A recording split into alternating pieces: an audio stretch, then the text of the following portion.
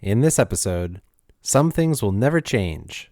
Noah has some epic fails, and we talk whales' tales with special guest Dustin Growick. Welcome to Fax Machine.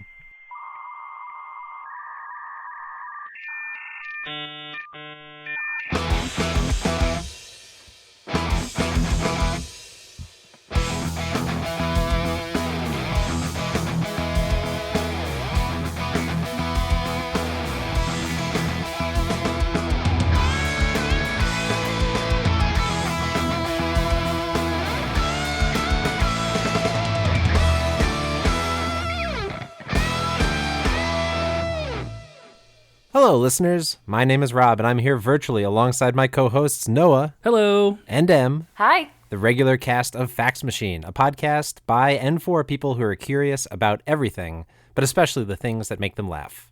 And joining us today for a very special episode, I am pleased to welcome our guest of prehistoric proportion, Dustin Growick. Welcome, Dustin. Yeah, I'm excited to be here.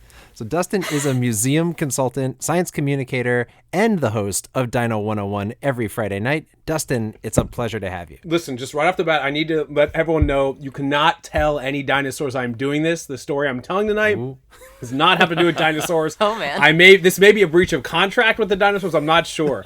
But as long as everyone promises this stays between us, I'm happy to tell an incredibly excited story. And I'm excited to be here to tell it. If I were to see like a pigeon outside, I could tell them, right? Pigeons aren't dinosaurs. Why are you doing this to me, Noah? Why are you doing this right now? Noah, you know, can I curse? Am I allowed to curse? Absolutely. Oh, yeah. Yes. Okay, Absolutely. you know, gosh darn well, sir, that birds are dinosaurs. And so, yes, all those pigeons outside are also dinosaurs, which means do not tell them I am here. But I gotta say, I learned about the whole birds are dinosaurs thing with a very fun show that Rob mentioned you host called Dino 101 in the deep recesses of the pandemic when we were all in New York, just holed up in our apartments before any sort of like going back to work with social distancing. We were just in our apartments for months at a time. I would wake up roughly around 11:58 a.m. every day, just groggy, totally disoriented. And I would turn on your show, which at the time happened every single day for I think 50 straight days. Yeah, Oh that is facts. I'm laughing right now because I just assumed like tired and disgruntled was your brand. I didn't realize it was because you had literally just woken up. Oh, no. I'm actually a very pleasant person to be around, as my friends will agree. Yes, absolutely. Yeah, no, that was great, man. We talked about dinosaurs for 50 days straight at noon, and it was bonkers. And now we do it on Friday nights for adults only. Adults only. And that's important because the show this past year was I mean, tons of kids were at it, and like people from all over the world. Yeah. It was amazing. It was that was one of the coolest things. It's like I'm just gonna start talking about dinosaurs on Zoom every day because as a science communicator, one of my biggest people ask me like, what do you do to become a good science communicator? Just like be doing the thing you want to be doing, even at the smallest little bits and iterations. Like if you want to be nerding out and talking about dinosaurs and get paid to do it, like you got to be doing that. You got to be in the game every day, even on the small level. And it was great to be able to like build a community and have fun and nerd out with a bunch of other adult, kid, family, parent, dinosaur lovers for 50 straight days in a time when like you literally couldn't leave your house. So that was great. And here we are. I'm on the Fax Machine podcast. See, kids, dreams can come true. You must have one hell of an agent, I gotta say. So we are lucky to have Dustin for a rare non-dinosaur appearance. To learn about, I think it's fair to say, another one of your passions, which is museums.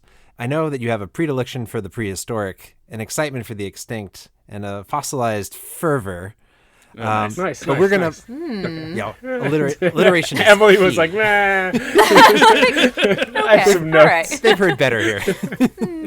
but we're going to play to your strengths more broadly for an entire episode about museums. I'm excited because I got to research a lot of interesting museums to make the quiz, but I'm looking forward to hearing all of your facts today. So our wit will be on full display. We'll exhibit and we'll quit it 3 times as Noah, M, I like that one. That was a good one. As Nice. Noah M. and Dustin take you down the farthest flung halls of curiously curated content to learn the history of our natural histories before finishing in a museum curated quiz. So everybody ready? Let's do it. So All right. Noah, with no further ado, let's get your suggested donation of facts. Walking briskly by the suggested donation area, we'll start with my fact. This week I learned that when the founder of the Museum of Failure registered the museum's domain name, he misspelled the word museum. Whereas many museums feature the extraordinary, the great triumphs, or at least the profoundly influential aspects of culture and science and history, the Museum of Failure, which is located in Sweden, takes a somewhat different approach. That there can be no success without failure, and that learning is the only way to turn failure into success. So in 2016, Samuel West, who's a clinical psychologist with a PhD in organizational psychology, took a trip to Croatia and visited the Museum of Broken Relationships, a different failure-themed museum. Title of my love life now. there was one in LA. Do you guys, there was one in LA too? It had to Yeah, shut there was down, like unfortunately. Oh. Yeah, it was like a pop-up of that one in Zagreb, Croatia.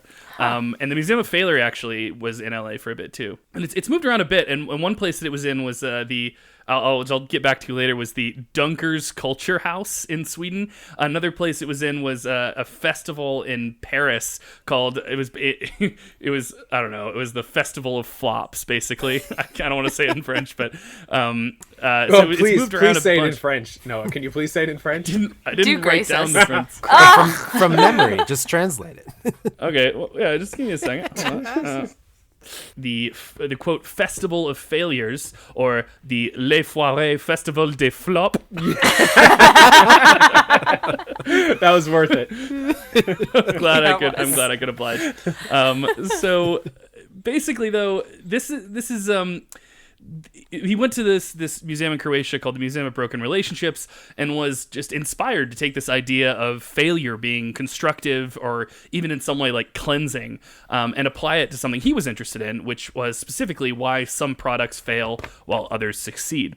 So he set up this museum that for a time was located in Helsingborg, Sweden's Dunkers Culture House, which is an appropriate location for the Museum of Failure because for all of Dr. West's waxing poetic about like the utility of failure or whatever, this museum is basically just nonstop dunking on stupid products. That's all it is. I mean, I would love for there to be some sort of deeper academic goal, but it just doesn't live up to that. And I think what makes it so challenging to live up to that lofty academic goal is that some of these products are just so stupid and so dunkable that it makes it difficult to transcend how thoroughly dunkable they are. And you end up with just exhibits that's just a carnival of failures. Like, I mean, you have, for example, because during the pandemic they moved their exhibits online, so I can share some of these. Ooh. So one is a Harley Davidson perfume entitled Hot Road.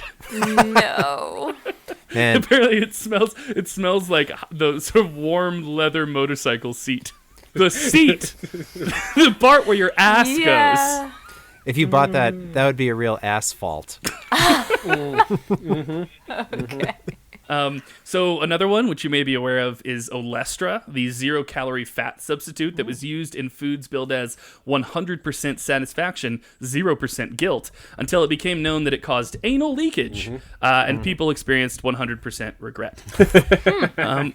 Another one was Gerber Singles, which is amazing. This is baby food for adults.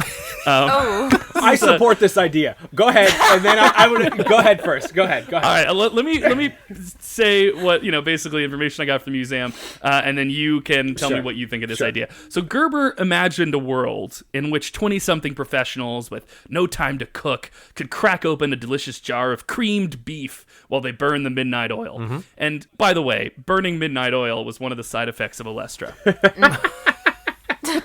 So what do y'all think about this Gerber Singles idea? Is it?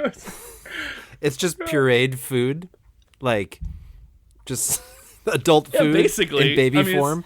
Yeah, I think it's just sort of single serve entrees in a little, a glass jar, probably, of the consistency of baby food. The thing that got me there was the meat. Like, I feel like they already do that with little like to go like on the go or like running athlete packets, which are basically just like a sugary bunch of goo. Oftentimes it's actually real fruit, or they market it as real fruit, and it's like a sugar bolus to give you energy while you're out and about. So like, that's what I mean. I feel like you could do an adult version of that. Now, when you say like a meat in a tube bag, there are limits. It's creamed beef, right? But like basically, it's like cream. Wait a minute, what even is that? A nice cream of beef stew. But like otherwise, it's like a mini smoothie. Like I love the idea of like a tiny like smoothie on the go, like a Go-Gurt for meat. Exactly. Oh no! Like. Based on what Dustin said, I can imagine like endurance athletes being all behind this, and they're like, I got a meeting, I'm gonna pound this ribeye steak, and then just like go into the meeting. But like, I don't see it catching on in like kind of the more moderate. So they just see like Pedialytes move, and we're like, we can co-opt that. We can do that same thing. It'll work just as well. It's a thicker Pedialyte. Are y'all familiar with Pedialyte as like a hangover cure? Yes, yeah, that's what I was referencing. You know what they sold in crates at Beer World? Pedialyte. For real. Perfect. I love that. So but I just want to get clear. That's the reason I asked, is that what you're suggesting is that creamed beef Gerber singles would be a hangover cure.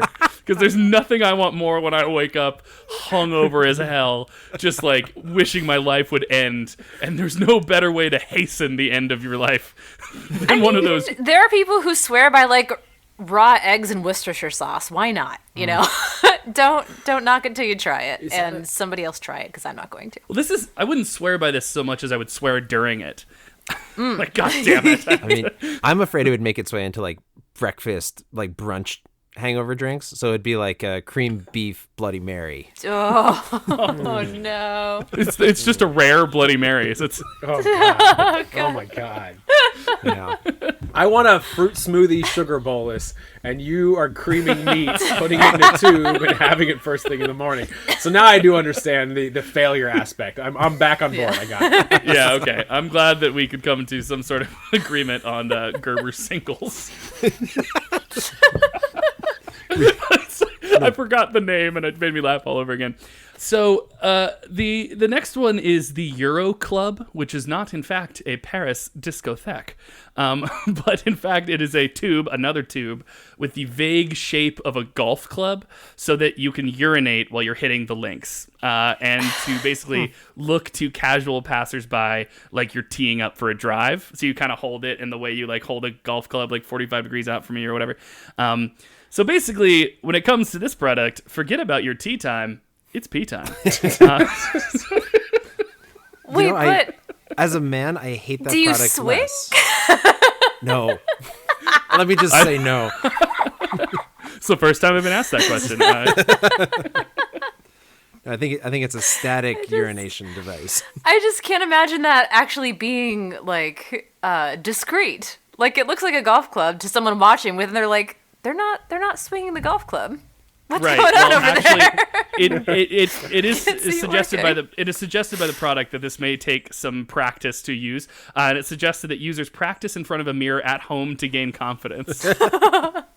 And I can't tell whether it's using the device or just peeing in front of other people at all, because that's a common thing. I mean, it seems honestly, like it's doing the opposite of what it should be doing. Like, I know there are fake golf clubs that you fill with either beer or liquor or something, and then as it's in your bag, you can look like you're like messing around trying to find the right club, but you're really like refilling your drink.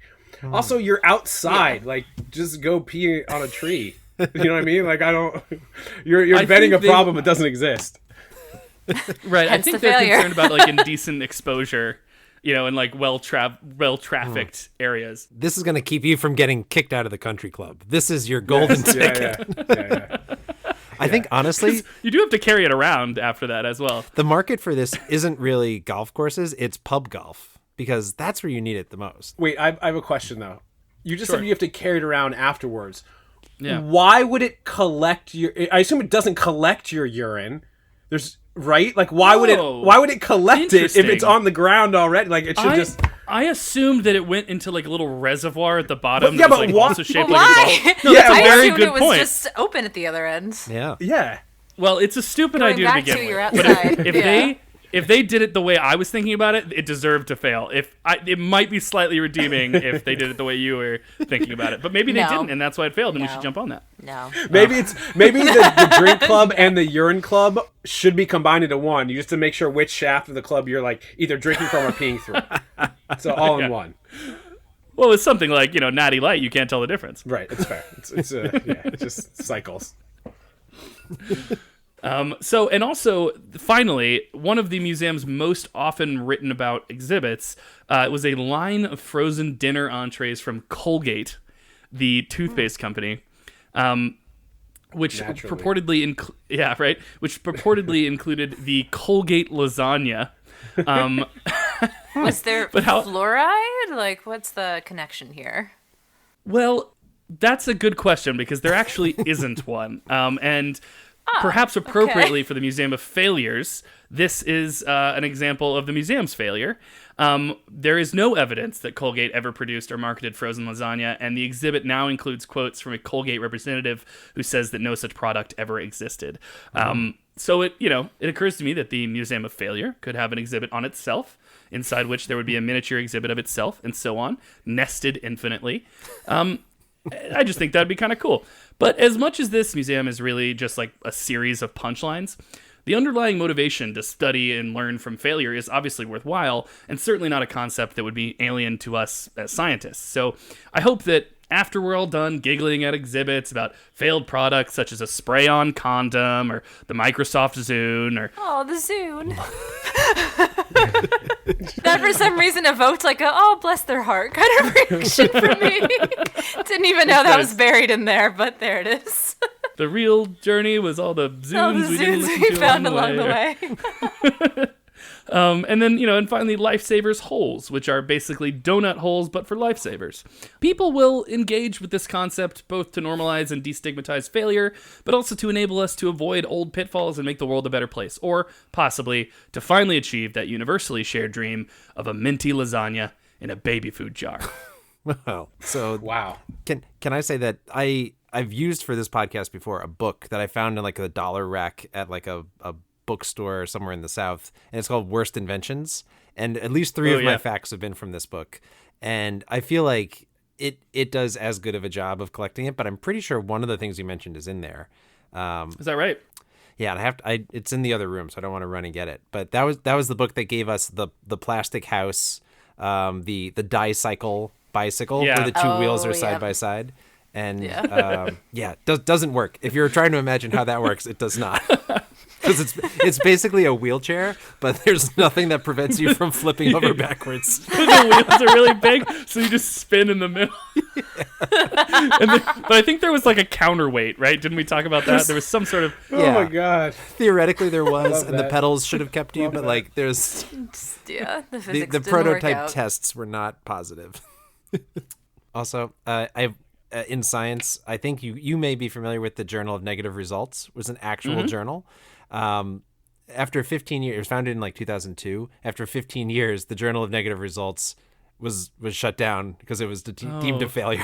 Oh, no. I thought you were going to say they published a retraction. Turns out this is actually extremely significant. It's like pulled and republished in Nature.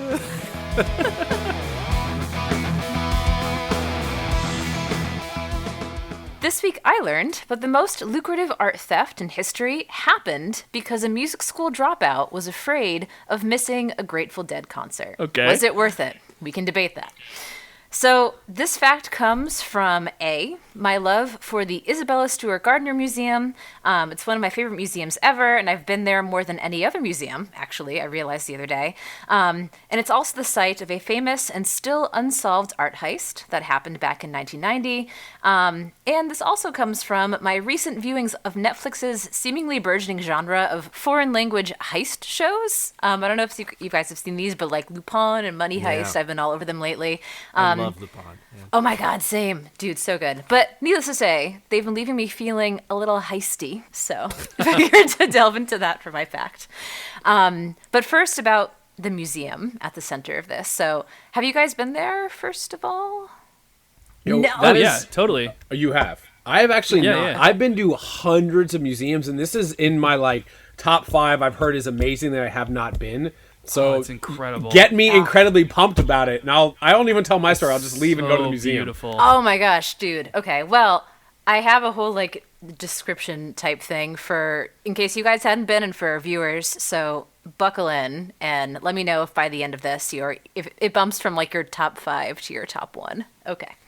So, to set the scene, imagine yourself wandering through the Fenway in Boston in like the middle of March.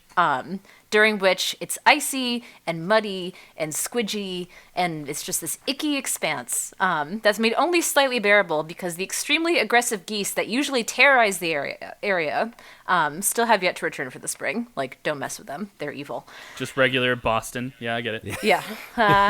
There you go. But finally, you make your way out of this just generally very bleak place and stumble upon a mansion styled after a Venetian Renaissance palace, completely unlike any other building around it, with lots of chimneys and a terracotta tiled roof. And then you enter it to find it filled to the brim with paintings, tapestries, fine furniture, sculptures, letters from a menagerie of writers and composers and thinkers. And objectively, it's a lot to take in, but it's also sort of fantastical. In that as you wind your way through all the rooms, there's nary a spot on the walls or floors that lacks something curious on it.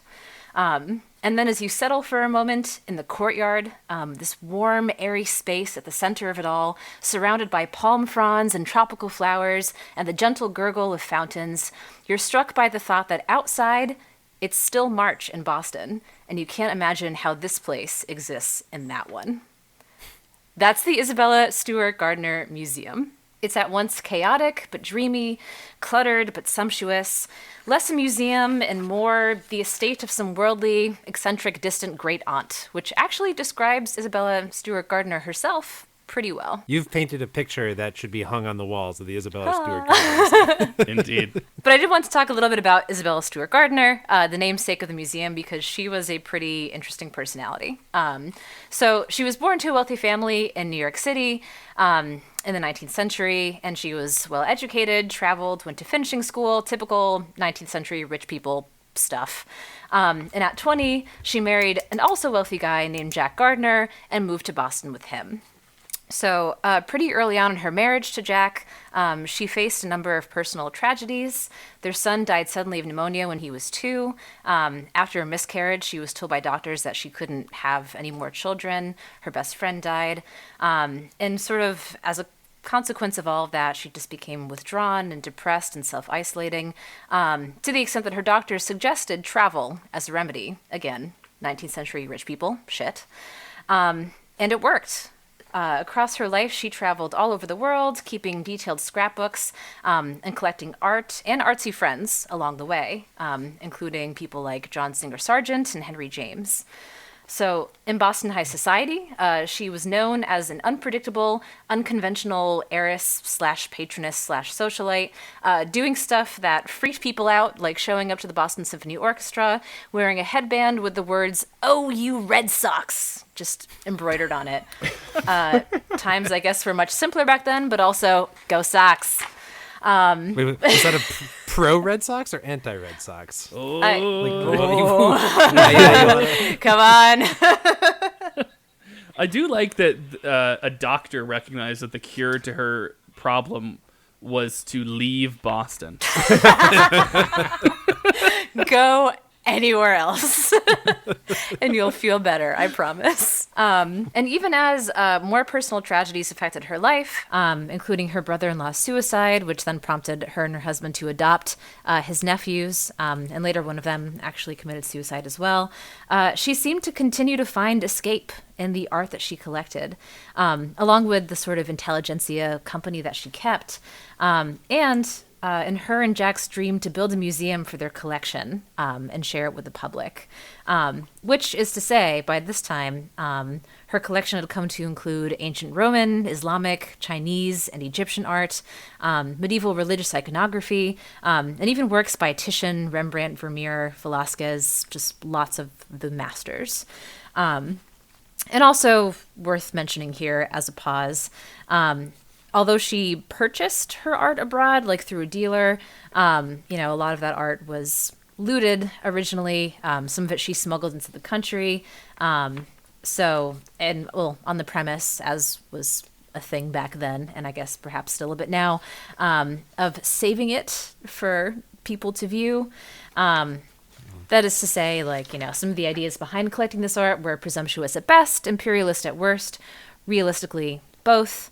Hashtag 19th century rich people shit. But necessary caveat to include here. So as I mentioned, Isabella and Jack had this dream to build a museum, and then suddenly he passed away. And even after that, she continued chasing after this dream, working closely with an architect in the design and construction of the Italianate mansion that would become the museum, taking up residence in its top floor, personally arranging the artwork, planning out the galleries. And after opening it to the public in 1903, she spent the rest of her life organizing lectures, performances, and concerts, creating a space that perfectly aligned with her vision for it, to share and celebrate art and knowledge, and even horticulture. So I guess appropriate that it's the Gardner Museum in all of its forms. And her determination to preserve her life's work in this museum even persists after her death. So in her will, she expressed the intent that the museum be preserved from the will itself for the education and enjoyment of the public forever, and also included some very strict conditions for how her museum should be preserved, namely saying that nothing in it can be sold or taken away or moved. Otherwise, the collection and museum must be turned over to Harvard. And let's face it, they have enough, so let's not do that. But this very particular stipulation that the museum itself must remain unchanged from the way that she left it at the time that she died. That's so weird. Yeah, she was very particular. But that's the reason why, when you visit the museum, you'll find little, incidental relics alongside the intentional ones, like broken thermometers and, kind of peeling wallpaper and just stuff that, can't be altered because she said so. It's also why in 2009, the Supreme Court of Massachusetts had to weigh in on whether a new expansion could be constructed to add gallery space and ultimately alleviate foot traffic that was hastening the deterioration of the original museum. The house was not built to accommodate the amount of visitors that now show up yearly. And fortunately, the court did rule that they could build a building, which is great. It's gorgeous and awesome and has gallery and performance spaces, and it was a good decision. And it's also why, when you visit, you'll see a bunch of eerie, empty frames mounted to the walls of the museum, because the frames themselves can't be removed, even though the art that they once held was, famously, in 1990. And now we get to the heist.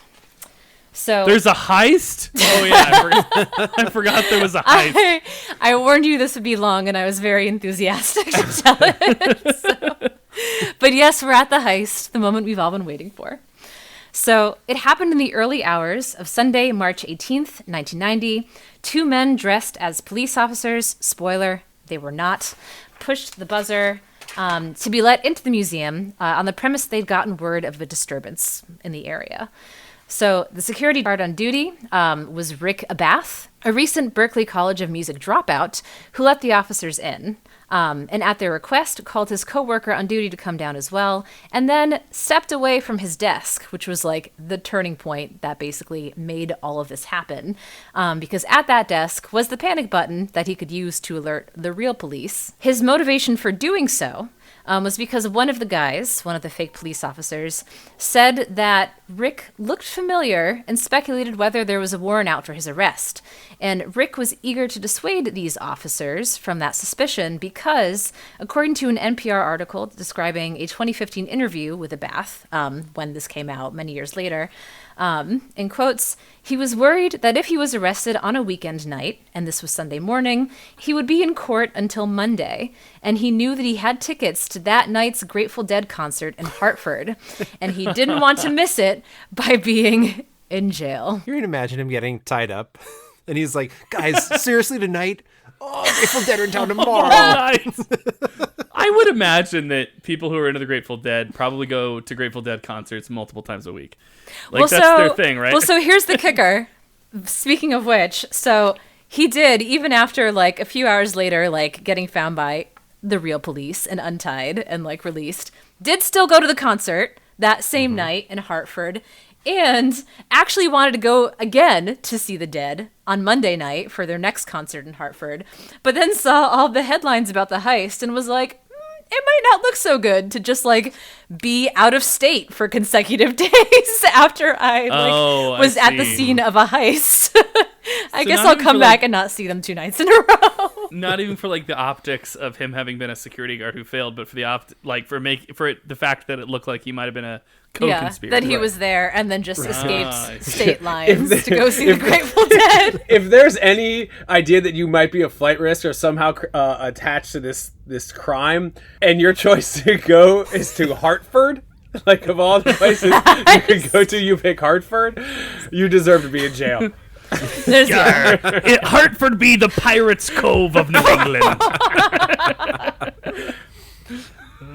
Admittedly, in the vein of shitting on New England cities, there's not much going on in Hartford, so I feel like you could actually keep a low profile there and be okay. Wait as we one day learn that he was actually going to underwrite the art that he had stolen and see how much insurance money he could get for it. Because of the Hartford insurance. Yeah. God. That is a great just standalone fact, is that Hartford is like the insurance capital of America or something. Yeah. It is. Yeah. We don't get to say it a lot, so let's take the opportunity to say there it. There we go. Whenever we can, we do, Can't let that lie. So anyways, the heist itself took place over what honestly I would consider a leisurely 81 minutes. And then again, the 2 guards were tied up, so I guess they could take their time. The thieves over that time basically swept through the museum and then hightailed it out with 13 items from the collection, including works by Vermeer, Rembrandt, and Degas, collectively worth $500 million. Wow. For an art heist, that is the largest art heist ever, valued. Heist takes. Yes. Nice. That's like that. very good. But as I mentioned at the top, the crime remains unsolved, even though there have been all sorts of leads, a lot of them related to the Boston mob scene and mafia that the FBI have followed up on over the years. There's all sorts of podcasts and shows and stuff you can watch to find out about that. It's still an open and pretty interesting case. But importantly to mention, given that it is still open, the museum is offering a $10 million reward for any information about the theft. So dear listeners, if you have any, contact, collect, and just remember where you heard about that $10 million reward, because this podcast, it takes some time. We put a lot of work into it, and we haven't started a Patreon, but I mean we could. So just think of us. One wealthy kindly, donor. please. Just one wealthy donor. That's all. Just one. That's all we need. You can get in the fax machine gold circle. Be our Isabella Stewart Gardner. Yeah, if Just you're one listening. patron. But as a little postscript, so as tragic as these losses were, in particular with the Vermeers, there are only 34 Vermeer paintings that are known to exist. So to lose any of those is really, a considerable loss. In a way that sort of speaks to the resiliency of the museum and perhaps the stubbornness of its founder, the empty frames and what they symbolize, in the way of absence and remembering and hopes of return, have actually inspired more art. The Isabella Stewart Gardner Museum was actually one of the last museums that I visited in the before times. And at the time that I was there, in one of the rooms that had the most empty frames from the heist, they had a stand with information about a project by a former artist in residence named Sophie Caillet. So she actually was their first artist in residence and began her tenure shortly after the theft in 1990. And for her projects, she interviewed visitors and staff about what they remembered about the artwork that disappeared, and then combined text and photography from these interviews in an exhibit that explored themes of absence and memory, and the emotions that people retain from the experience of art. She actually did it again in 2013, and it was actually kind of a neat redo in that by that point the frames had been somewhat refurbished. So when you see them now, they actually have wallpaper inside of them that matches that surrounding them. So it almost looks a little bit intentional. And enough time has passed that there are plenty of people who visit and don't actually know the heist story. So in these interviews, she was asking people what they thought about the frames, and there were plenty that thought it was some kind of intentional choice. Or maybe some people who left Yelp reviews that were just like, kind of shit museum. Doesn't have enough artwork for all of its. They really wanted to show off the wallpaper. I don't know why. I mean, it was fine. Yeah, exactly. But in looking further, I noticed that actually quite a few previous artists in residence at ISGM or ISGM have derived inspiration and or worked those empty frames into their own work while they're at the museum. And they've even left imprints on the work of other artists, like jazz trumpeter Jason Palmer. So he was studying nearby at the New England Conservatory of Music when the heist happened, and recently composed an album of 12 pieces, each one dedicated to one of the stolen works, which he released last year in commemoration of the 30th anniversary. So all of this is to say that in thinking about this episode and that we'd be talking about museums, as we've all felt, I kind of had some of those feelings dredge up from the early pandemic times of just like, oh, I miss museums as places to retreat to and kind of escape reality and seek distraction or solace. And then they were shuttered because of reality, and it was like, oh, that's gone. But anyways, I just thought it was kind of interesting that even though, obviously the museum has been shaped by this heist and the loss of art, the idea that like the sort of permanence of these empty frames and the memory of that occurrence has actually generated more art. And I don't know, it's just kind of, I think, a nice story of like life goes on, art goes on, and even when it's taken away, it's still there for people to find solace in and inspiration from. And as like a dumb final side note, in looking into this, I also saw that in January of 2021, so a few months ago, the ISGM made another Heist Hall of Fame distinction as being the site of possibly the first reverse heist, if you were to call it one. Basically, in January, someone broke in again, smashed a glass door, didn't steal anything, but rather chucked a painting into the museum that they had stolen from a gallery down the street a few days prior. So I don't know if that was some kind of like trying to balance out the universe, but yeah, some guy threw a painting into the museum and then ran off.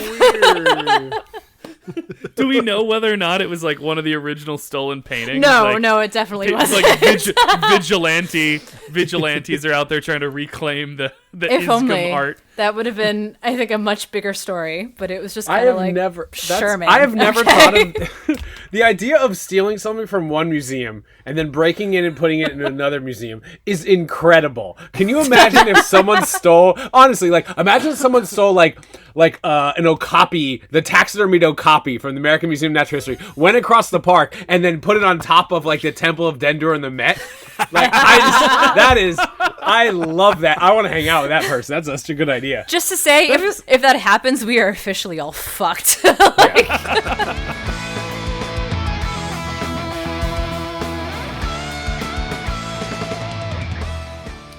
So my fact is that we only very recently learned how the fuck whales evolve. So I don't know. Okay. Very recently. So quick evolutionary history of the planet lesson. So everything that lives on land at one point lived in water. Life first started evolving in water, and then around 500 million years ago, something crawled up onto land, and now we have to pay taxes. So screw that guy. Right. But right. Yeah. But what's crazy is about 50 million years ago, animals that I can only kind of describe as a dog, bear, pig type of situation started. Of course, the dog, bear, pig. Yes. See, everyone Half knows. dog, half bear, half Bear, half pig. Right. Well, right. Oh well, my. It's like a pie chart. You're all smashed in there. Well, I'm trying to paint a picture of this weird animal that decided it was going to start really exploiting what we call riparian environments, water, land and water, hunting in the water but living on land. And over time evolved into being all the different types of cetaceans that we see today. And cetaceans include whales as well as dolphins, right? And this was kind of hypothesized that whales had evolved from some sort of land-based thing at some point, mainly because if you think about the way that whales and dolphins move, they're kind of doing like a undulating up and down thing, which is relatively reminiscent of like your legs running forward and back. Versus if you think about like a fish or a shark, it's going side to side with its fins, like pushing. Yeah. And so they're kind of doing like the worm. Exactly. They're doing the worm because that's a vestige of living on land where legs move forward and back rather than side to side like a fish or shark. But it wasn't until like incredibly recently that we found an animal called Pakicetus, which translates to Pakistan whale, which again looked like the bear, dog, pig situation.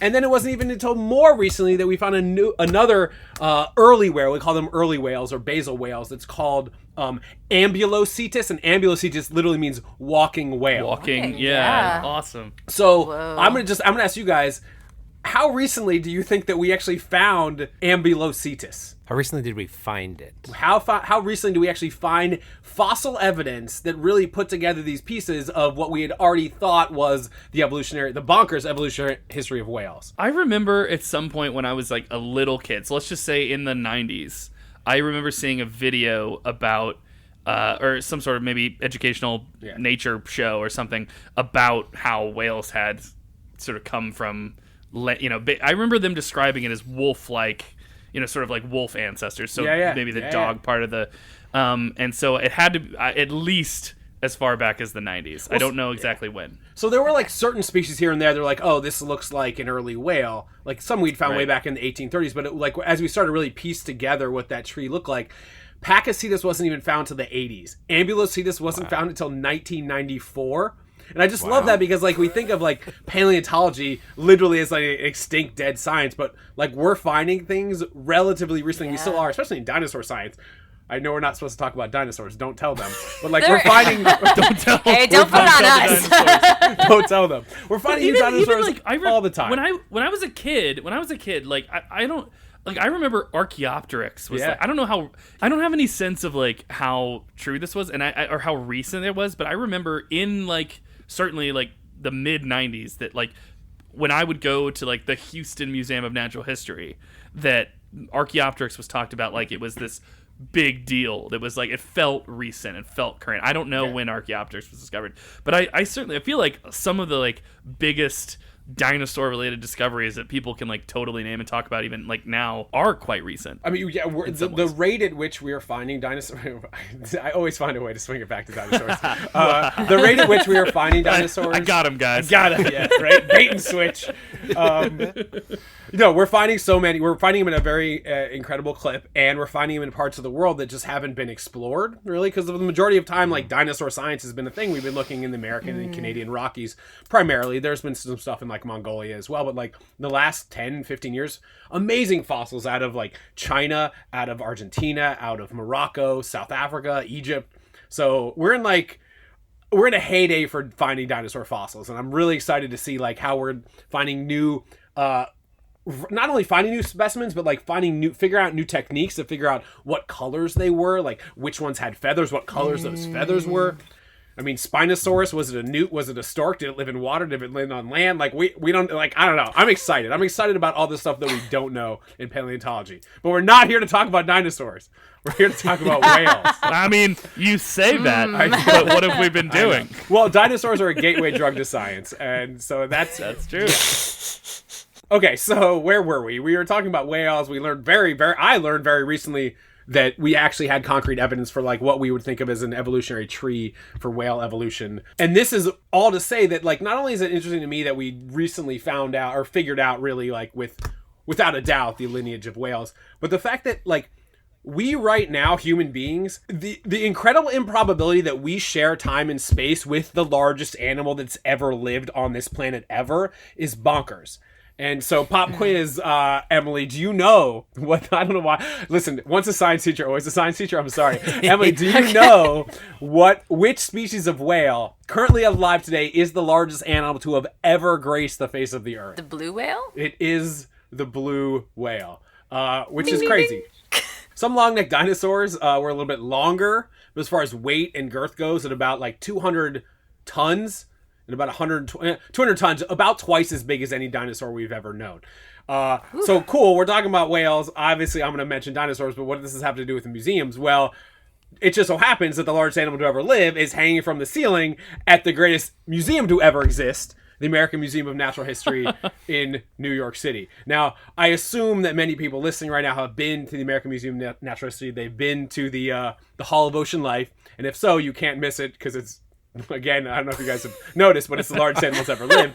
And it's hanging from the ceiling, right? So you go into this hall and you're standing under what I just mentioned was 200 tons. It's about 122 feet long, which sounds kind of scary at first until you recognize that the whale hanging at the American Museum of Natural History is not an actual taxidermied blue whale, because most of the stuff in not just this room, but like any museum that has aquatic animals and aquatic life, those are usually not taxidermied, because aquatic life, like, you can't preserve it the way you can mammals that live on land or birds, just because like it's so used to moisture that you can kind of like taxidermy using weird different strategies and methodologies, but like it just starts cracking and drying out after a few years, and then it doesn't look real, and like the point is for it to look real. So in fact, everything in the Hall of Ocean Life is a model, like save for, I'm pretty sure, the polar bear that's down there, sure, but everything else is a model, like the dolphins and this whale that you see hanging from the ceiling. But that doesn't mean it's not like not heavy. In fact, it is about 21,000 pounds,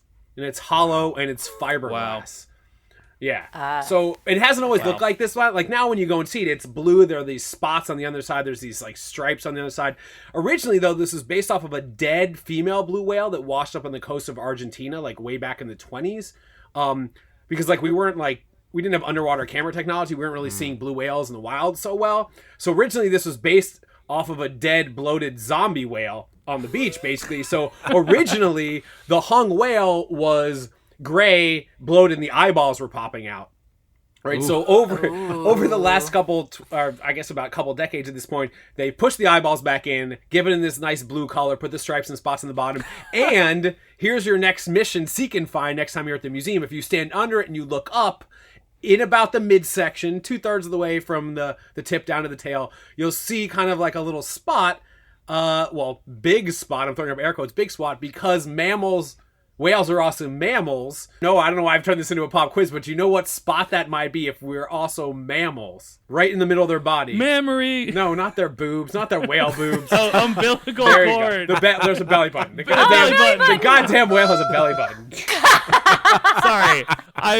I was thinking about, because the whale nipples are interesting as well. Are they? And I was just thinking about how there's good blind date conversation. I'll say it proudly. Yeah, look, I'm not afraid to say it. I think whale nipples are interesting, and they are, and it's because they stand don't in your have truth, like Noah. It's okay. Listen, I will stand on the peak of the tallest mountain and say to anyone who will listen that the whale nipple is an extraordinary nipple, and let me tell you why. And it's because they aren't like nipples per se. They're sort of like these like slits that and then their milk is sort of this like viscous substance, because you wouldn't want it to like diffuse away in water. And so they just kind of like the baby whale's calves, I guess, right? Yep. They just kind of go up and get this sort of very high fat, very viscous substance that is like adapted to their environment. And I think that is worthy of a lengthy diversion about how well nipples of whales are adapted to their environment. And I will fight anyone who dares to deny that. Okay. I'm convinced. I'm happy to just heard that. So thank you, Noah. Oh boy. No, it's when you describe the nipple as like long, like a long slit. Now it's like I'm thinking of like two butt cracks on its chest, like not. Okay. All right. Ask me again. What was I about to say? What was I saying? Including, and here's a pop quiz for you, Emily or Noah, or anyone who wants to take this. They added a detail that we share with the largest animal that's ever lived, because we are all mammals. A detail about like halfway down their body, the midsection, just a little kind of like spot. Any guesses? Emily, do you know? Because I certainly don't. I'm not referring to nipples. Could it be a belly button? It is, in fact, a belly button, which is the cutest touch. I love that they went back. That's Yeah, so I love cute. that they went back and added a belly button to make it more realistic, which is great. That being said, if you are under the whale looking up at its belly button, maybe you're at like a night at the museum sleepover type of situation, which you can do. There's a kids one, but there's also an adult one, by the way. What? Yeah, it's like $600 though. It's very expensive. And I've heard from a couple different guards that like their main job really during these is to just you already know where this is going, is to make sure people aren't like sneaking out to have sex in different parts of the museum. But to be fair, if I'm spending $600 to spend the night at the museum, well, actually now, what hall would I want to bone in? That is a very important question I have not considered. Ooh. We're going to make this a Twitter poll for this episode. Yeah, that's Absolutely. all right. If you go up to the second story in the Hall of Ocean Life, there's actually 2 floors. If you go up to the second floor, I think you get a good like panoramic, full-length view of the whale. Now, how this thing is actually hung is a great story in of itself, because when this was mounted in the 1960s, it was done by a man named Lyle Barton. He was a curator of the Hall of Ocean Life. And Lyle was like, yo, listen, I've been in natural history museums before. I've seen whales at natural history museums. They're either like a straight skeleton on the floor. Sometimes they even flesh them out, but it's just like kind of a straight, like slinkied out whale. I want to make this look way more realistic. I want to flesh it out. I want to make it look like it had just breached for air and started to dive back down. So if you're looking at the whale in like panoramic view, it almost looks like a check mark, like an upside down check mark, with the like the right angle being the only thing that's touching the ceiling. And you'll notice on that ceiling there's these iron beams that like crisscross the roof. And those are actually acting as the scaffolding for all the iron beams that hold up this 21,000 pound whale, because it's only attached to that one spot where just behind the dorsal fin, the back hip, like the hips of the whale hit the ceiling. There's a pole that comes out of those iron beams. Another iron beam comes out of the ceiling right there and then splits. So you have an iron beam that goes the length of basically like 2/3 of the way back, all the way to its tip of its nose, and then towards the backside. It's kind of like hanging there as like a counterbalance, which is, oh, and by the way, that iron beam that comes out of the whale attaches to the next building.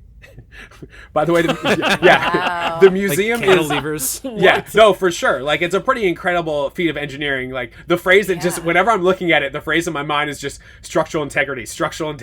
Like, is this going to work? Yeah, the museum's 27 buildings. Is this a load-bearing whale? It is. It's whale load-beared. Yeah, so it is attached to the ceiling there, which again is a pretty ingenious idea. But our friend Lyle was not entirely certain this was going to be structurally sound, and this is a 100% true story. For the last week before the big unveiling to the museum trustees, like this new hall, the new whale hanging from the ceiling, Lyle Barton had a wooden stick cut that measured the exact distance from the tip of the whale's nose to the floor. So if you're in this hall, the tip of the whale's nose is about 15 feet up. Like, you got to be basketball player, NBA, to be able to jump up and touch it. But it's about 15 feet. So he had a wooden stick cut that measured the tip from the tip of his nose to the floor. And every morning, the first thing he would do that last week was come in and he would put the stick there between the tip of the whale's nose and the floor, because he was wanting to make sure, like, if it fit snugly, the whale wasn't sagging at all. Right? He wasn't afraid that it was just going to like rip out of the ceiling. He thought maybe the weight was going to bend the iron. It's a really weird way to test it. His crew thought this was a weird way to test it as well. So they decided to prank him. So after he left work each day that week, they would dip the wooden stick in glue and just a little bit of sawdust, right? So if you keep adding sawdust, the stick gets incrementally longer each day. Friday eventually comes around. He comes in the morning, tries to put the stick there, and it won't fit. He's like, oh my God, I'm going to kill everyone. I'm ruined. No. But then his crew's like, don't worry about it. We're pranking you. No big deal. And he's like, this is great. Thank you for pranking me, because I'm going to use this same prank on the trustees. So they have museum events. They have huge galas and events in this room all the time. Like, I don't know how much it costs, but I need to look into, if I wanted to throw a party in that room under the whale, how much it would cost to rent. You guys are coming to the party, right? Oh, for sure. Oh, yeah. Absolutely. Yeah. Okay, good. Because the whale's still there. Okay, so backtrack. So they're having the party, and it looks like to all the nice people, like the big museum bigwigs and the trustees, their finest attire, banquet tables on the whale, everyone's all dressed up. See, I imagine they're in monocles because it's the 60s. I don't know why. Maybe not. Obviously. They came right from not? the opera, and now they're here for the whale. Right, exactly. If there's a single piece of like accoutrement that is associated with the 60s, it is the monocle. Listen, it's just the like, if you look at pictures of like classic Woodstock, what you're gonna see is just a lot of people with peace signs, Jimi Hendrix with a monocle, Janis Joplin, of course, monocled. This is a different class. This is a different societal class, Noah. Okay. These are people who think they are the Monopoly man. They've got monocles. They've Or got Mr. Peanut. ridiculous Can go either suits. way. So, all right. So all these maybe monocled people, maybe not, are under the whale. It looks like now I'm picturing a whale with a monocle. That is not. That would be an amazing Selling you prank upstart to, caviar. for today. I have to say, I'm now expecting this future party to feature a monocle on the whale. Oh, just definitely. to say, really my God. class the place up. Did Charlie the tuna have a monocle, or he had like full thick rimmed glasses? He did. He had a Buddy Holly getup. Yeah, from what I recall, and like the hat and Yeah. Wrong We're talking about the eyewear, Star wrong Kiss fish. guy, right? Was it Star? Yeah, Charlie. Star Yes. Kiss, right? Yeah. yeah. Not Chicken of the Sea, because there are no Chicken of the Sea. Anyway. Right. Right? Chickens are dinosaurs, Dustin. Chickens are dinosaurs. So there are no chickens of the sea, because one of the, really, for me, the reason why dinosaurs were able to be so successful is because they completely abandoned life in water and lived solely on land. That's why every dinosaur ever has their legs straight down under them, so they can move quickly and efficiently on land, versus the thing about an alligator or crocodile, still spend some time in water. Land, legs spread at the side, makes sense for moving water side to side. Dinosaurs are like, screw that, we're going on land to take over. Look at me now. And by me, I mean, Right. goddamn it. Counterpoint. Yeah. Whales also on land. We're like, fuck this. We're going back. Who's still around? That's true. It's true. It's true. And Dustin, so that's your description right there. That's why plesiosaurs aren't dinosaurs, right? Exactly. No dinosaur ever. Well, And also why Spinosaurus isn't a dinosaur. okay. All right. Because Spinosaurus is a dinosaur. We just have no. It's just really weird and enigmatic. Maybe it spent time hunting in water. We don't know. I don't know. but takeaway here is hips don't lie. The hips, exactly. Ooh. It's all about the hip. Where were we? Potentially Monocled is a good name for a band, but also what was happening at this party when they unveiled the whale. Lyle Barton, he was there. He's ready to show off his whale hanging from the ceiling, but it looked like the stick, the wooden stick, was an integral part of the support system. So Lyle's up at the front of the room giving a speech. Mid-speech, he takes a bottle of champagne, knocks the stick out. Supposedly, according to lore, people were gasping and like fainting and like diving under their tables, which makes very little sense because like a table is not going to protect you from 21,000 pounds falling from the ceiling, but you do you. But clearly it hung, and it's been hanging ever since, which is incredible, again, for the largest animal to ever live. Like, their heart is the size of a Corolla, their eyeball is the size of a basketball. I should have mentioned this is a female blue whale. By the way, male did okay, good, because male blue whales at about 8 to 12 feet long have the largest penises in the animal kingdom, but you could still say she's pretty well hung from the ceiling. I would say so. So that brings us to the last section of today's show. That is our museum quiz. So today's quiz is 8 questions about interesting or outstanding museums from all around the world. Some of the things they either have or the stories behind them. So we're going to look into these 8 exceptional exhibits. So question number 1, what Olympic host city has the most museums of any city in the world, with at least 150 recorded museums in 2015? Well, it does help a little tiny bit to know that as of 2015, so it cuts off any subsequent Olympic Olympics. host cities, yeah. So not Rio. Right. Or, yeah. That's it. Not Tokyo, R.I.P. And 11 is everybody else. Okay. And so I can give you some of the museums that are there. Sure. Unless Yeah. does anyone know? I think I have an idea, but you want to give us some clues? Sure. Yeah. So some of the 150 museums are the Cartoon Museum, the Pen Museum, and the Chile and Tequila Museum. I know the that same museum. Mexico City hosted an Olympics. Is it Mexico City? It is Mexico City. Cool. Nicely done. That's neat. Yeah. So, And it was just the tequila part. yep. So it's interesting because that is a museum about the nation of Chile and tequila. Yeah. It's the Chile and Oh. Tequila Museum. It's the Awesome. what? Yes. Wait, Same museum. what? I don't know. Why not? Why not? But Mexico City, it is famous, has 150 museums, which is considerably more than the next city. New York, I think, ranks somewhere between 85 and 100, depending on how you count, what list you look at. Most famously might be things like the Frida Kahlo and Diego Rivera collection in Casa Azul. There's the main plaza in Mexico City, which is surrounded by museums, is a 57,000 square foot plaza, and it is like a tourist destination and a real like a big cultural exchange site. And so I could go on about some of the other museums. One that stood out to me is actually not even a museum, but even their the largest family-run taco business in Mexico City, El Fogoncito. They have on their in their stores and in their carts, they trace the history of tacos from the Middle East to Mexico City. So even the taco stand is a museum. That's cool.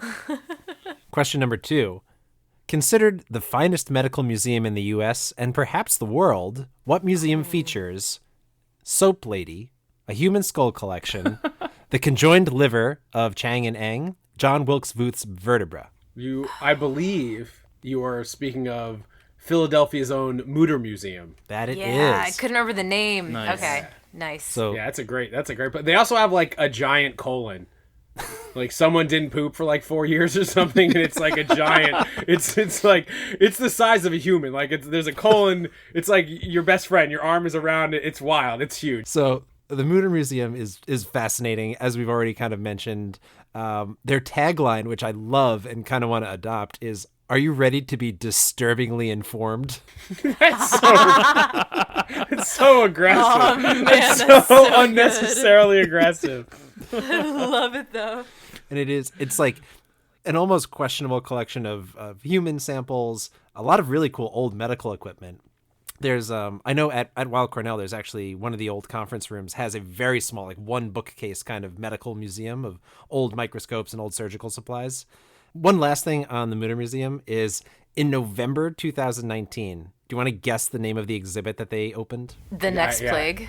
Pandemic. It was called Going Viral: Infection Through the Ages. Nice. Hell yeah. All right. Question number 3. What American museum location has a rooftop garden, happy hour every Thursday, pre-COVID, and an albino alligator named Claude? Ooh, it sounds awesome. Yeah, it is. Ooh, oh my god. I mean, I know. Ooh, okay. All right. I believe you're referring to the California Academy of Sciences Yes, in San that is it. Francisco. That place Oh is bonkers. shit, I've been there. It is amazing. Yeah. Yeah, the Golden Gate building Park. itself like breathes and lives. I'm throwing up air quotes because they have that living roof and like everything is like monitored and controlled. The humidity, the temperature inside as well. So like the roof and the windows in it will open and close to allow more sunlight or humidity or like just temperature in and out, which is pretty crazy. That like it regulates itself, which is bonkers. It's like a living And the roof they put. Speaking of whales, people, when they get a hold of like whale skeletons that have washed up on shore or someone finds it, they often will put them on that roof to dry and bleach in the sun. So on their roof, you're having cocktails in a garden and there's just a whale skeleton baking in the sun right there. It's pretty cool. Pretty cool. That's lit. Yeah, it was one of my favorite science destinations I've ever visited.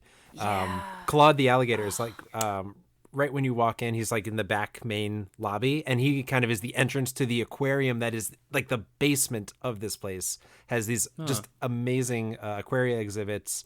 There's an earthquake simulator. There's a butterfly garden. Yes. There's everything in this place.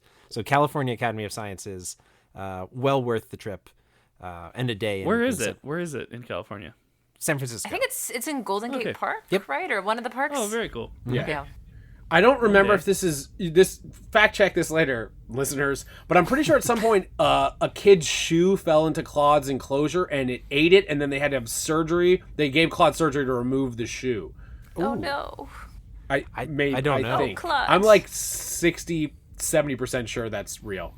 Was the shoe a croc? I'm out. I'm done. I'm sorry.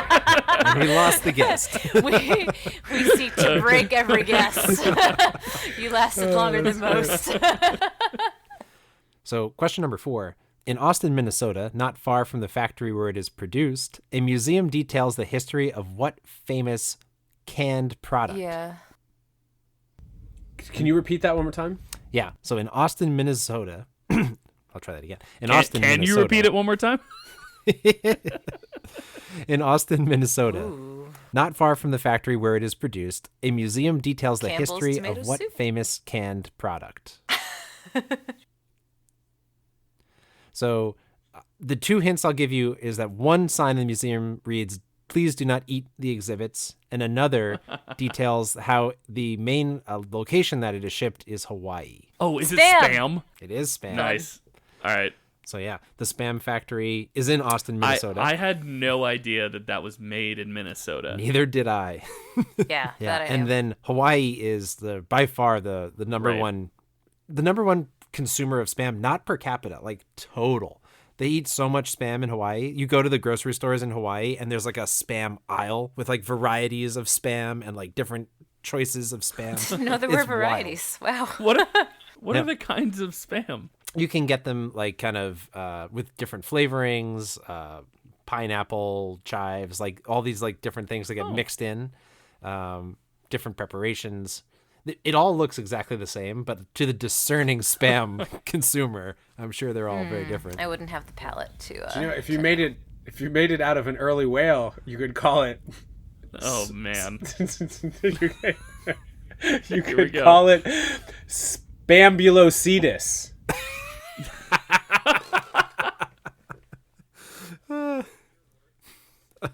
Nice. Question number 5.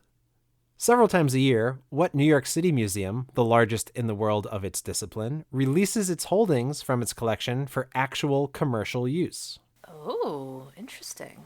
The largest museum in the world of its kind releases its holdings For actual commercial use. So it commercial use. it would be like having a blender museum and then like a couple days a year being like, y'all can take our blenders. Rent out all the Yeah. blenders. Yeah. It's not like the Museum of Sex or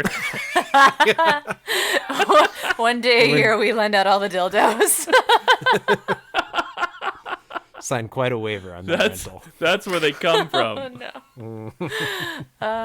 I love this question. Love this question. Yeah, It's a this good is one. cool. It's a good one. So there's a museum in New York, and it's like of its kind. It's bigger than any other one. It has more in the collection than any other kind of its kind in the world. And then once a year, people can basically take the collection out and use it. So people can take the collection, but it's not given directly to the public. Basically, their holdings are operated for kind of like general commercial use, Okay. but they're by kind of like a trusted partner of the museum. Is it something like computational at all? No, very far from it. These are all historical holdings. Okay. I can say I have been one of the people to use items in their collection. Is it bones? No, that would be a don't good know. guess for me. So ahead. the other hint, which actually won't help Dustin much, is that not bones, but it is a thing that I and my family are very interested in. Trains. I was actually really. Is it train? Is it the It is transit trains. museum? I was Yes. thinking it's transit museum. It's the transit museum. Is the New York City Transit How do Museum. you? Oh, so how do so people good. use? I don't understand that. Then how do people? So ahead. Well, all the subway cars are exhibits. well, so Well, there's that. That's cool. but historical subway cars from the 30s and 40s are kept in the museum. The tracks that lead them in and out of the museum are owned by the MTA, and the MTA has a habit of during the month of December running the holiday train. Yeah. And so it is a historical F It's train wonderful. that runs along the F line, and it actually serves people, bringing them station to station. It is fully equipped with all the original ads, Yep. like original political smear That's ads and cute. products. Yeah. And then I after was thinking of Christmas, something it that goes like back. you actually took out from the museum and used. Yeah. But this is so I get That's this. clever. And also That's awesome. like it seems cute, but then it's like, oh wait, the MTA is still operating on technology from like way too long ago. That this old And- shit you and- can just but- plug and play. It's completely But compatible. literally not just the museum. It's like Right. just the regular subway. The Should already MTA be in the is a museum, museum. yeah. It's a transit museum. yeah. Yeah. I mean, the museum itself is in a disused station, but that station is hooked up and is identical To New to the York City. stations on either side. Yeah. That's awesome. The disused station is New York. Although, and like I can really go off on this one, but the MTA is a won't. conglomeration of now we got it.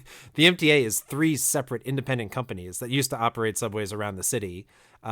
The tracks are all the same gauge, but the width of the cars are not. So letter lines and number lines can't actually run in the same tracks because one will smash the Really? platforms. yeah. Wow. Fun.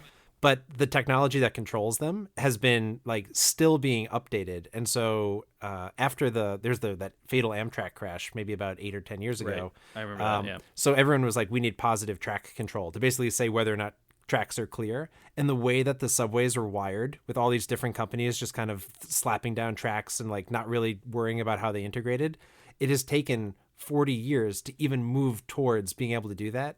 So the numbered lines have like how long it's going to be until your train reaches the station, because they were a little bit more linear.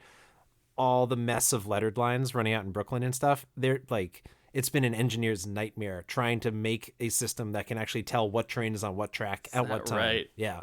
Question number 6.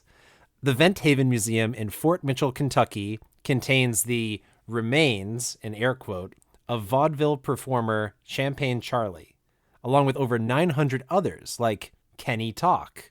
What sort of museum is it? Like a ventriloquist dummy museum? It is. Wow. Nice. Wait, what was it called? Vent Haven? It's called Vent Haven. Like a haven for ventriloquism? Yeah. Perhaps. Yeah. That's really Wow. cool. I was thinking really like good. it's a place you go to just like get it off your chest. Just let it scream out. into It a was pillow. venting. It's a haven for venting.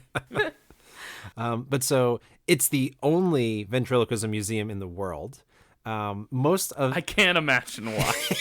yeah, you'd think there would be more, but Vent Haven has a collection that was all basically one guy's ventriloquist dummies, and he was like one of the bigger ventriloquist owners of the 50s and 60s.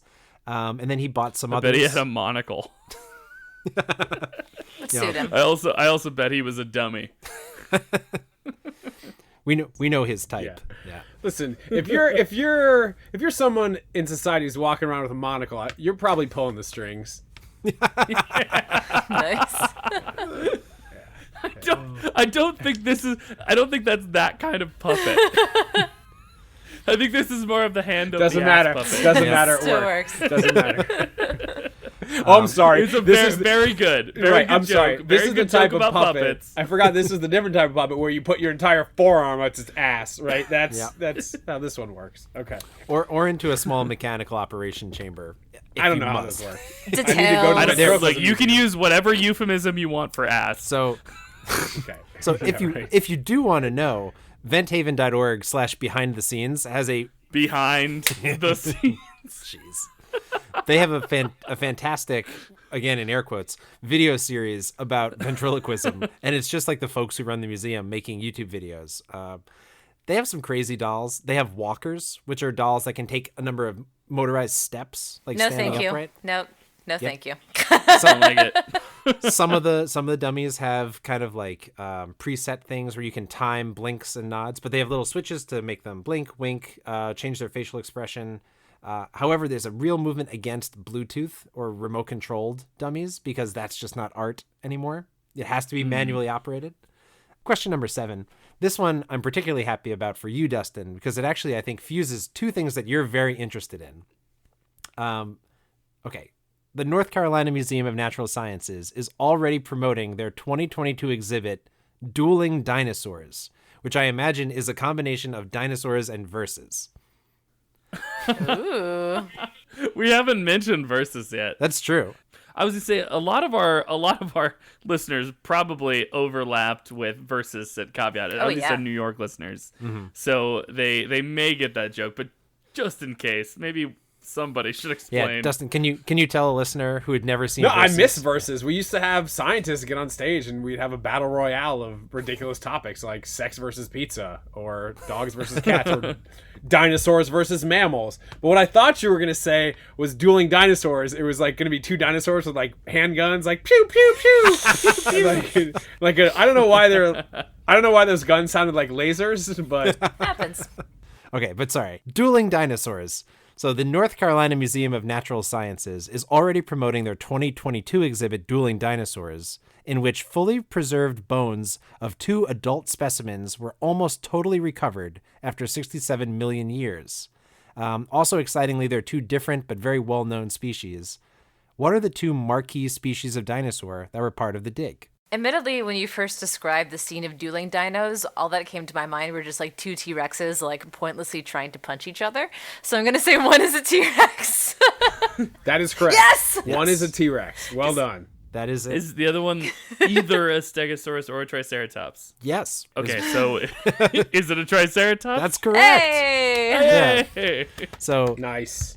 No, so they were, I don't know, in some proximity to one another and fell into, I suppose, a tar pit, something that like immediately preserved them or like ended their lives together. I'm not totally sure about that. They were discovered together and really like, I think 98% of their bones were recovered fully. Wow. So very well-preserved samples. And the museum in North Carolina, the Museum of Natural Sciences, is going to unveil them, and actually an entire scientific basically workstation that would show what the dig site looked like, what the lab looked like where they did scans on them, cool. and how they figured out basically what these dinosaurs are and what they could learn about them in an interactive environment.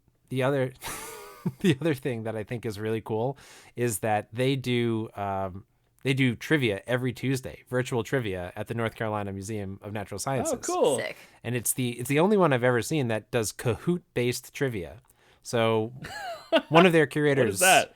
So Kahoot is the kids game where you answer questions as quickly as you can, and it tallies your points. They're all multiple choice questions. But yeah, we use Kahoots a lot in like when I teach with kids because they can like take and make quizzes. But yeah, so it's a cool thing. It's like a YouTube channel you log on to and you play a Kahoot trivia, and I think they send out prizes.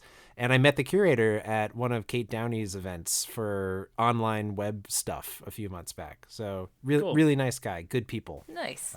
So check it out. I know you didn't ask, but his name is Chris Smith. Yes, it is. Yeah, see? That's service. You don't even tell us the dinosaurs. You tell us the museum curator.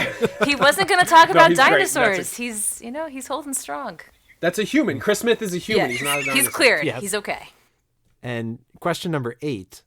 This one is a question very close to my heart, and I'll explain why as we get through it. And I have to give credit that I took this question from another trivia podcast, but I'll tell you why. So, question 8. The curator of the British Lawnmower Museum has an allergy to what? Grass. It is grass. And so this is one of those you've got to be kidding me kind of facts that I heard on the British show, No Such Thing as a Fish. And it was in an episode of theirs a couple of years back. And so the fact itself, this man who's the curator, I think owner of the British Lawnmower Museum, a museum dedicated entirely to mechanical push lawnmowers of the British Isles. Fascinating place. Yep. A lot of grass, therefore a lot of lawn mowing to be done daily.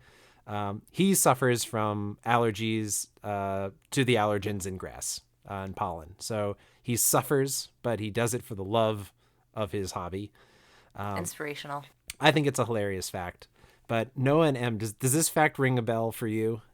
From No Such Thing, yeah. Ooh, but in any other like life or purpose? Lawnmower related? Oh.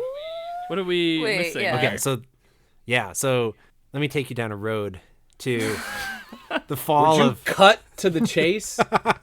in the fall of 2017. Noah, Emily, I, and a few other people met at a happy hour at Sloan Kettering discussing the idea of starting a podcast. And someone said, so you just tell each other facts? What would you even talk about?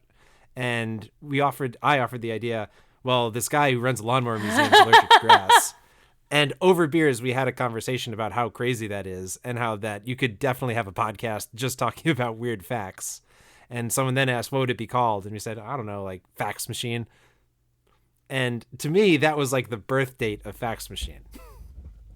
Wow. I don't remember that. No, it was at a Sloan happy hour, right? Yeah. I remember hanging out. I remember that why being I the don't fact. remember it. There we go. Because it's Sloan Kettering Cancer Center happy hours. We get so drunk that we forget the existence of the Lawnmower Museum and cancer. That's how. In fairness, that was the only happy hour I've ever been to where I ordered a gin and tonic, and the bartender started pouring the gin and said, "Say when," and I was like, "My friend, this is not how this works." Just I mean, No, going. you know what? I'm Just ashamed going. to say I do not remember that, Rob. I'm so sorry. so it holds a special place in my heart. But I know this is a podcast, so no one can see me, but I am bawling. I'm bawling right now. the sweetest thing I've ever heard. the purest story. But with that brings us to the end of our museum quiz. Nice. Love it. Awesome. So that's our show. Thanks everybody for listening. Dustin, it was wonderful to have you on this episode. Is there anything that you're doing that you want people listening to check out? Absolutely. You guys should come party with us every Friday night at 9 p.m. Eastern at Dino 101.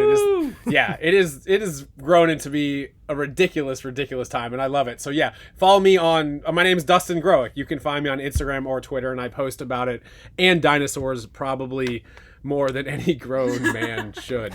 This has been a ton of fun. What? Wait a minute. You're interested in dinosaurs? No, remember, I am not a dinosaur person. You can follow him at Grustin Doe. Yeah. On Instagram, I'm not dinosaur whisperer. That's just in case you're interested, he is at dinosaur whisperer on Instagram. Yeah, and Dustin Growick on Twitter. Follow me and come to Dino 101. It's gonna be great, I promise. I will be there. I'm very eager for anyone who listens to me here so they can see my haphazardly drawn dinosaurs. One of the biggest parts of Dino 101 every week is the dinosaur art gallery. Dustin, I mean, surely that is like one of my favorite parts of your show. You're using the term art and gallery very liberally, but I appreciate it. Okay. I mean, there's some people at the Dino 101 art gallery who are incredible artists. Yeah, meanwhile, I'm just tracing. Yo, that's why it's great. We bring a community of people. We bring a community of people from all over the, art skill spectrum. We have actual paleo artists there, and also myself, like you, Noah, who would just draw a stick figure and be like, "Look, Mom," and she'd be like, "Great, I guess I'll put it on the fridge." So if you liked what you heard today, you can check out our website, faxmachinepodcast.com, and please follow us on social media, where you can find us on Instagram and Twitter at FaxMachinePod, and on Facebook at Fax Machine Podcast. And if you'd like to follow us individually, I'm Sweatervest SCI, Noah, at Arcs and Sciences, and Emily at _EM Costa. Fax Machine is produced by Rob Frawley, Noah Giberson, and Emily Costa, with editing by Noah Giberson. Our theme music is by Anthony Antonelli, and our logo was designed by Mike Zola. Thanks, everybody. See you next time. Bye. Bye.